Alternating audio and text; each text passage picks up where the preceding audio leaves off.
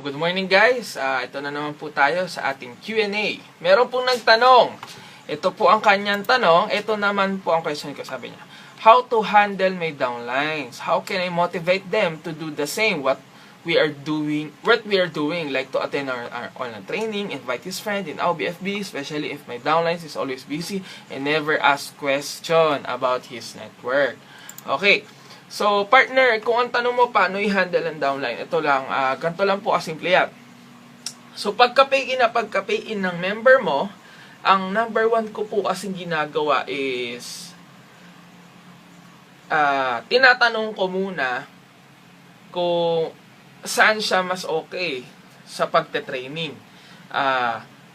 Sa video ba o read mode? Kasi may mga partners tayo na nakakapanood ng video, may mga partners naman tayo na hindi nakakapanood ng video. So, mga hindi nakakapanood, syempre read mode.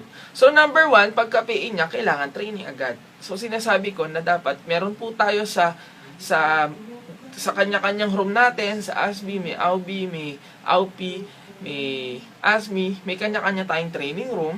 Pero sa amin po, sa AUBI training room, nandun po lahat yung guideline. So, pagka-member mo, ano yung una mong gagawin? So, bakit kailangan mo siya aralin? So, para po sa akin, pagka-member, kailangan ito po yung training agad. Kasi, number one po, napaka-importante ng training.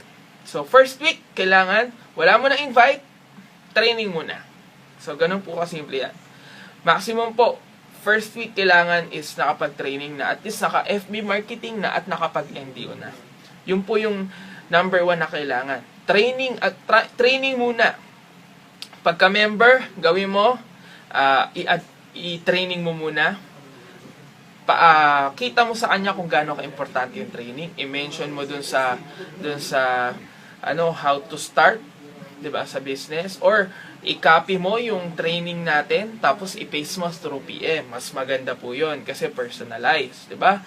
Then i-add mo siya sa group chat, okay, sa official group chat ng grupo. And i-add mo siya sa mga room, sa training room, sa mga room ng grupo, at dapat maging familiarize siya sa sistema natin, okay? Para at least alam niya yung gagawin niya.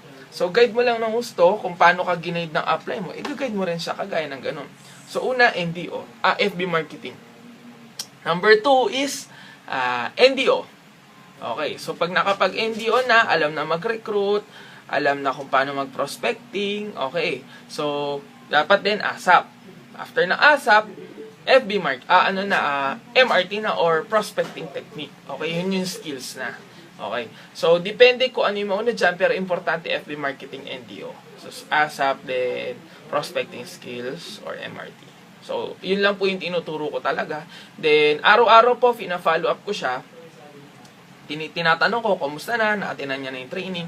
So, syempre, pagka-send mo sa kanya ng video or ng read mode training or na-mention mo siya sa training ng grupo, kailangan po is, mafa-follow up mo siya. Tignan mo kung naka-training na siya. So, kailangan, in 3 days time, kailangan at least may naatinan na siya kahit anong training dyan. So, if wala pa, follow up uli. Kung wala pa, next ka na. Hayaan mo na siya yung mangulit sa'yo. Kasi iba sa mga member natin, iba sa mga partners natin, is pinipilit nila yung tao, ayaw nga May mga normal po talaga na may magme-member sa atin na magme-member lang dahil sa scholarship, dahil sa insurance. Minsan yung iba, nakita lang na maganda. So, iba't iba yung reason. So, hindi po natin mapipilit yung tao. Okay. So, ang kailangan mo lang naman po, hanapin yung mga leader na kagaya mo, na mataas yung pangarap kagaya mo. Normal po na may mga magme-member na hindi mag-active. Okay? So, pag hindi nag-active, hindi mo kasalanan yan. Okay? Kasi ang tao, ang downline, pag na-recruit mo yan, at willing talaga matuto yan, kahit wala ka, kahit walang apply niyan, aaralin niya yung negosyo. Kasi malamang ganun ka rin. Tama po ba? Yes. So, ganun po kasimple yan. Ganun lang yung pag-guide. Araw-araw, pagka-member, guide mo siya, step by step. Kailangan makita niya yung negosyo. Kailangan maintindihan niya bakit niya ginagawa to. Kailangan alam niya kung paano niya gagawin yung business. Then, kung ayaw naman mag-training, kung hindi wala pa rin pinapanood. So, that's the time na next ka na. Ito po yung pinaka-tip ko. mag-focus ka sa mga taong interesado. Mag-focus ka sa taong magbibigay ng time sa business. Kasi ang kailangan mo yung mga leader na kagaya mo. Kailangan mo yung mga taong mapangarap na kagaya mo. Kung may naging downline ka, o naging business partner ka na inactive naman or kahit active, laging online pero nakikita mong hindi naman ginagawa yung business, hindi nagpo-post, hindi nagpo-prospecting, hindi nagpo-training. So, wag ka malungkot kasi normal po yan. Sa 10 mare-recruit mo, pwedeng ang mag-active lang dyan, 1, 2, 3, 4, 5. Minsan nga, 1 lang, minsan 2. Okay? So, normal po may mga hindi mag-active talaga. So, focus ka sa mga interesado. So, spend your time sa mga taong deserve yung oras mo. Okay? So, para hindi ka ma-stress, focus ka sa mga willing kagaya mo at willing matuto. Pag nakita mo interesado, willing matuto, tutukan mo na. Turuan mo. Lahat ng alam mo, ituro mo. Kung kailangan mo Skype mo. Ibigay mo na lahat ng best mo para ma-duplicate ka. Tandaan nyo po, number 1 sa negosyo natin, kung gusto mong mag-succeed, kailangan ma-duplicate ka. Lahat ng alam mo, maipasa mo sa kanya. So, ganun lang po kasimple yan. Focus ka sa mga interesado, hindi sa mga nag-i-inactive. Okay? So, leaders ang kailangan natin para lumago ang negosyo. Kung ikaw leader ka, congratulations. Power, happy networking. I'll be.